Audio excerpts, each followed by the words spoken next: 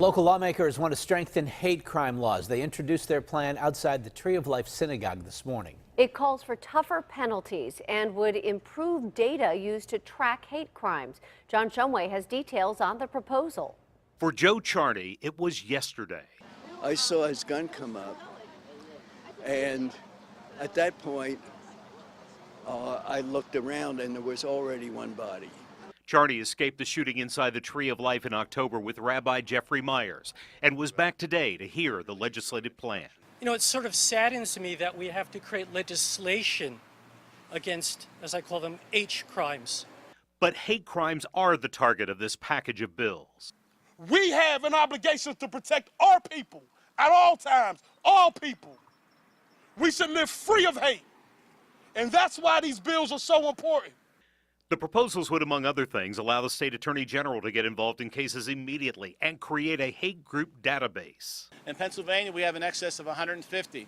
We need to do a better job of understanding how many there are, what they're up to, and we need to provide resources along those lines to be able to address that.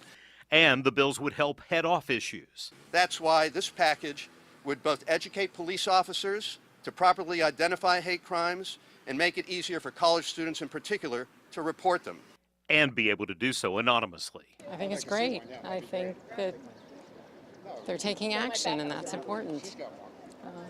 They mean business. Andrea Wedner was shot and lost her mom, Rose Mallinger, in the attack.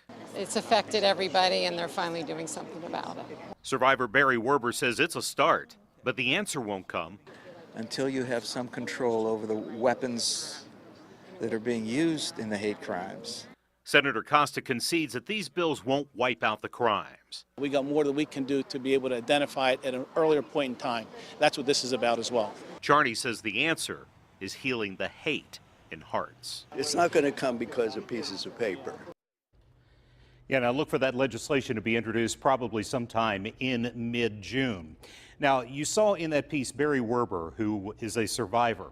As I was shaking his hand and thanking him for the interview, he took both of his hands and took my hand and said the story of going back inside Tree of Life on April the 17th. I asked if we could talk about it on camera. He said yes, and you'll see that story new at 6.